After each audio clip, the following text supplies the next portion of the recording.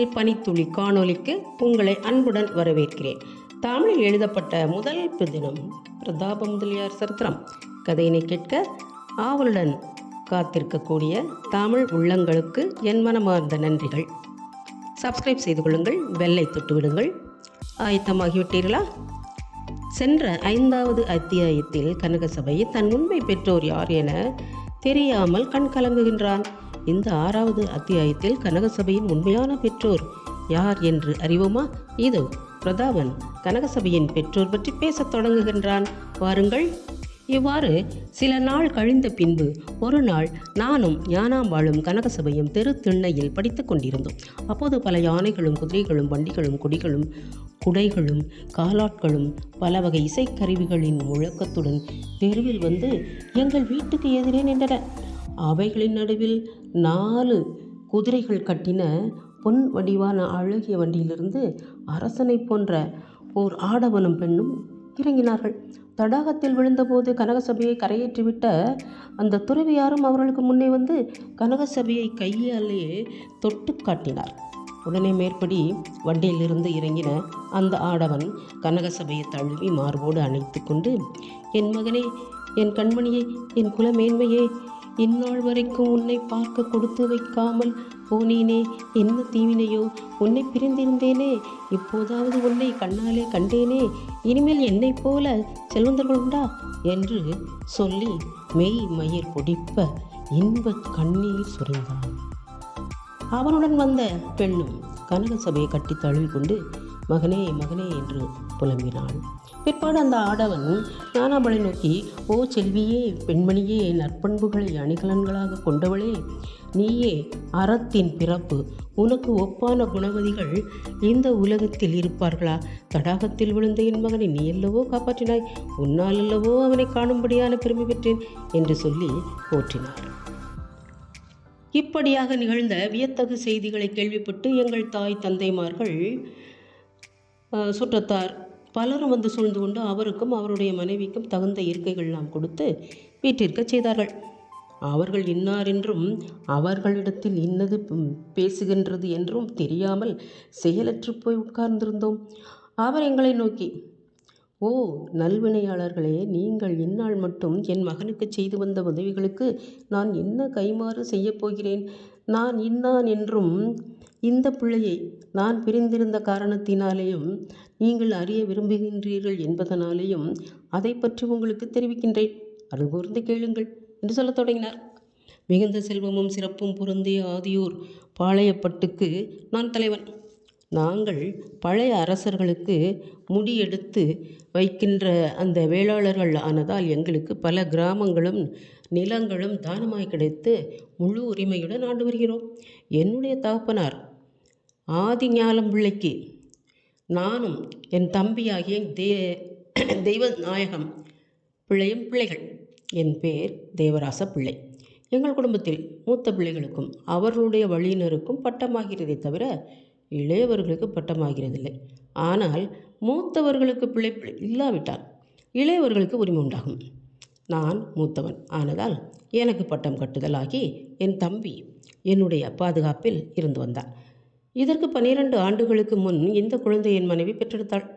இவன் 6 திங்கள் குழந்தையாயிருக்கும்போது எனக்கு கடுமையான ஒரு நோய் கொண்டு எங்கள் குடும்ப மருத்துவர்கள் பல மருந்துகள் கொடுத்தும் நன்மை ஏற்படவில்லை. ஆங்கில மருத்துவர்கள் மருந்து கொடுத்து சிறிது நலமான உடன் நான் நாட்டு பயணம் செய்தால் எனக்கு முழு உடல் நலம் ஏற்படும் என்று வற்புறுத்தி சொன்னார்கள். இந்த குழந்தை பச்சிளங்குழந்தையாய் இருந்ததால் அதை நாங்கள் கூட கூட்டுக்கொண்டு போக முடியாமல் என் தம்பியிடம் ஒப்படைத்து பாளையத்தைச் சேர்ந்த அலுவல்களையும் அவனே பார்க்கும்படி திட்டம் செய்து நானும் என் மனைவியும் பக்கத்து துணைவர்களும் நாட்டுப்பயணம் செய்ய புறப்பட்டோம். வங்காளம், பம்பாய் முதலான இடங்களெல்லாம் சுற்றி கொண்டு நாங்கள் திரும்பி வர 6 திங்கள் சென்றன. நாங்கள் வங்காளத்தில் இருக்கும்போது என் தம்பியிடமிருந்து வந்த கடிதத்தில் எங்கள் பிள்ளை சுழிமாந்தான் கண்டு இறந்து போனதாக எழுதியிருந்தபடியால் நானும் என் மனைவியும் பட்ட துன்பம் இவ்வளவென்று சொல்லி முடியாது. என் மனைவி மட்டும் பிள்ளைக்கு ஏதாவது வஞ்சனை நடந்திருக்கும் என்று ஐயப்பட்டாள். எனக்கு என் தம்பியிடத்தில் இருந்த நம்பிக்கையினால் அவன் ஐயப்பட்டது சரியல்ல என்று கண்டித்தேன். நான் ஊருக்கு வந்த பிறகு பிள்ளை இறந்தது உண்மை என்று எல்லோரும் பேசி வந்தபடியால் என் மனைவியும் ஐயமும் நீங்கிவிட்டது. பின்னர் வழக்குப்படி காரியங்களை நானே மேற்கொண்டு பார்த்து கொண்டு வந்தேன். என் தம்பி சில நாள் நோயாயிருந்தான். 1 திங்களுக்கு முன் இறந்து போனான். அவன் இறந்த துன்பத்தினால் அவன் பிணத்தின் மேல் விழுந்து புலம்பி அழுதேன். அப்போது அவன் இடுப்பிலிருந்து ஒரு கடிதம் வெளிப்பட்டது.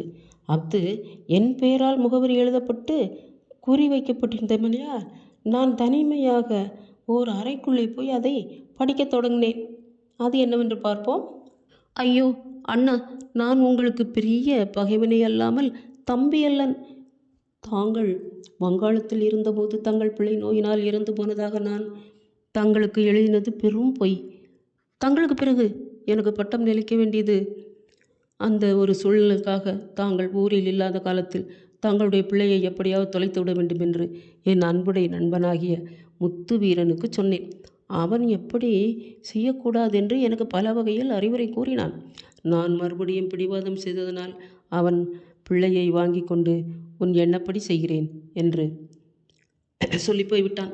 அந்த சமயத்தில் அந்த பிள்ளைக்கு பால் கொடுத்தவளுடைய பிள்ளை சுழிமாந்தத்தினால் இறந்து போனதனால் அவளை பெரும் பொருள் மூலமாக வழிப்படுத்தி கொண்டு அவள் பிள்ளையை தங்கள் பிள்ளை என்று பெயர் பண்ணி எல்லோரும் அறிய ராக்காலத்தில் அந்த பிள்ளையை பிணக்கோயிலின் ஆரவாரமாக அடக்கம் செய்தோம். இந்த மறைவான செய்தி எனக்கும் அந்த பால்காரிக்கும் அவளுடைய கணவனுக்கு மட்டும்தான் தெரியும். தங்களுடைய மகனை கொண்டு போன முத்துவீரனை வெகு காலமாக நான் பார்க்கவில்லை. அவன் உலகத்தை துறந்து துறவியாக போனதாக கேள்விப்பட்டேன். அவன் தங்கள் பிள்ளையை கொலை செய்திருப்பான் என்று எண்ணியிருந்தேன். முந்தா நாள் வந்த அந்த துறவியை தங்கள் பிள்ளையை கொலை செய்யவில்லை என்றும் சத்தியபுரியில் சாந்தலிங்கம் பிள்ளை வீட்டில் அந்த பாலன் வளருவதாகவும் சொன்னான். அந்த துறவியை இங்கே இருக்கும்படி சொல்லியிருக்கிறேன். அவனை உசாவினால் முதலிலிருந்து முடிவுரை வரை கேட்டால் எல்லா செய்திகளும் வெளியாகும். தங்களுக்கு நான் செய்த கெடுதிக்காக என் மனச்சான்று எனக்கு செய்த பொறுப்பு எளிமையானதன்று. என் நோய்க்கும் இறப்புக்கும் காரணம் என் மனச்சான்றே அன்றி வேறன்று. எண்ணி எழுத எனக்கு வலிமை இல்லை. சாகப்போகிற என் மேலே சினம் வைக்க வேண்டாம் என்று எழுதப்பட்டிருந்தது. அந்த கடிதத்தை நான் படித்தவுடனே ஒரு பக்கத்தில் பெரிய வியப்பும் ஒரு பக்கத்தில் என் தம்பியின் மேலே அளவற்ற சினமும் ஏற்பட்டு இன்னது செய்கின்றது என்று அறியாமல் சற்று நேரம் ஓவியம் போல் ஆசைவற்றி இருந்தேன். பிறகு பிள்ளை உயிரோடு இருக்கிறானே, அவனை காணலாம் என்ற மகிழ்ச்சி மேலிட்டு துறவியார் வந்திருக்கிறார் என்று உசாவினேன். அவர் வந்திருந்ததாக கேள்விப்பட்டு அவரை மறைமுகமாக அழைத்து அவர் மூலமாக எல்லா செய்திகளையும் தெளிவாக அறிந்து கொண்டேன். என் தம்பியினுடைய இறப்புச் சடங்குகளை எல்லாம் முடித்து கொண்டு நானும் என் மனைவியும் பக்கத்துணைவர்களும் புறப்பட்டு வந்து என் பிள்ளையையும் உங்களையும் கண்டேன், மகிழ்ச்சி கொண்டேன். இப்படிப்பட்ட பேரின்பத்தை நான் பிறந்தது முதல் ஒரு நாளும் நுகர்ந்ததில்லை. ஆனால் இவையெல்லாம் மெய்தானோ அல்லது கனவோ என்கிற ஐயம் ஒன்று நடுவில் போராடுகின்றது.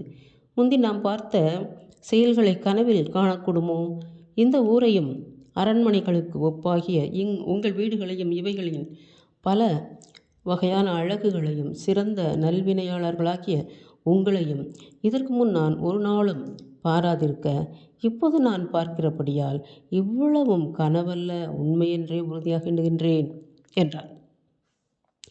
பிறகு கனகசபையை சிறு பிள்ளை முதல் வளர்த்தவர் எங்கே என்று உசாவி தெரிந்து கொண்டு அவரை நோக்கி, ஐயா, உம்மை போல் நல்லவர்கள் உண்டா? நாங்கள் பிள்ளையை பெற்ற கடமையே அல்லாமல் அவனுக்கு நாங்கள் ஒரு நன்மையும் செய்ததில்லை. நீர் எவ்வளவோ பாடுபட்டு அவனை அருமை பெருமையாக வளர்த்து அவனை மனிதனாக்கி விட்டீரே. என் கூட பிறந்த தம்பி என் பிள்ளையை கொலை செய்ய நினைத்தானே. ஒரு தொடர்பும் இல்லாத நீர் சொந்த பிள்ளையை பார்க்கிலும் 100 பங்கு அதிகமாக பிள்ளை வளர்த்தீரே. உமக்கு இந்த உலகம் முழுமையும் கொடுத்தாலும் நீர் செய்த உதவிக்கு தகுந்த எதிர் உதவி ஆகுமா என்று சொல்லி பிறகு என் தாயார், தகப்பனார், உறவினர்கள் முதலிய ஒவ்வொருவரையும் பார்த்து தனித்தனியே புகழ்ந்து பேசத் தொடங்கினார். அவர் செய்கிறதை பார்த்தால் உலகம் முடிகிற வரையில் புகழ்ச்சியை நிறுத்த மாட்டார் என்று தோன்றிற்று. என் தகப்பனாரும் ஞானாம்பாள் தகப்பனாரும் எழுந்து உணவு கொள்வதற்கு நேரமாகிறதே, அருள் செய்ய வேண்டும் என்று வேண்டிக் கொண்டார்கள். அவரும் அவருடைய மனைவியாரும் எங்களால் எல்லாரும் பசியோடு இருக்கிறீர்களே என்று சொல்லி உடனே எழுந்து நீராடல், கடவுள் வழிபாடு முதலிய நாட்கடன்களை முடித்துக்கொண்டு ஞானாம்பாள் வீட்டில் அன்று இரவு உணவு கொண்டார்கள். நாங்களும் அவர்களுடன் கூட இருந்து ஒரே பந்தியாய் அமர்ந்து உணவு உண்டோம். மறுநாள் முதல் எங்கள் இல்லத்தில் அவர்களை வரவழைத்து வைத்துக்கொண்டு 10 நாள் வரையிலே அவர்களுக்கு எல்லா வகை சிறப்புகளையும் செய்தோம். துரும்பு போல் இழைத்து போயிருந்த அந்த கனகசபை தாயையும் தகப்பனையும் கண்ட மகிழ்ச்சியினால் பெருத்து பூரித்து அவர்களுடன் வந்த அந்த யானைகளில் ஒன்று போல் ஆனான். எங்களை கூட அழைத்து கொண்டு போய் தகுந்த சிறப்புகள் செய்து அனுப்ப வேண்டும் என்பது கனகசபையின் தகப்பனாருடைய விருப்பம் ஆயிருந்தாலும் நாங்கள் இதற்கு உடன்பட மாட்டோம் என்று தெரிந்து கொண்டு அவர் எங்களை பார்த்து, நீங்கள் ஒன்றிலும் குறைவில்லாத செல்வர்களாய் இருக்கின்றீர்கள். நாங்கள் செய்த பேருதவிக்கு கடவுள் அருள் செய்ய வேண்டுமே அல்லாமல் என்னாலே செய்யக்கூடியது யாதொன்றுமில்லை. உங்களுக்கு கைமாறு செய்ய வேண்டும் என்று நான் நினைத்தால் என்னைப் போல நன்றி கெட்டவர்கள் வேறொருவரும் இருக்க மாட்டார்கள். ஏனென்றால் உங்களுக்கு ஒரு துன்பம் வந்த காலத்தில் அல்லவோ நான் உங்களுக்கு உதவி செய்ய வேண்டும். ஆகையால் உங்களுக்கு எதிர் உதவி செய்ய நினைப்பது உங்களுக்கு துன்பம் வர வேண்டும் என்று வேண்டுவது போல் ஆகுமாதலால் நான் கைமாறு செய்ய நினைக்க மாட்டேன் என்றார். அவர் பயணப்படும் முன் எங்கள் பாட்டியார் வந்து, ஐயா, உங்கள் பிள்ளை என்னால் வெகுவாக அடிபட்டான். அதை நினைக்கும் போது எனக்கு வருத்தமாக இருக்கிறது என்றார்கள். உடனே அவன் என் பாட்டியாரை நோக்கி அவர் சொன்னார், அவன் அடிபட்டது அவனுக்கு பெரிய நன்மை. துன்பமே அறிவின் பாடசாலை. துன்பப்படாதவன் அரசாட்சிக்கு தகுந்தவன் ஆக மாட்டான்.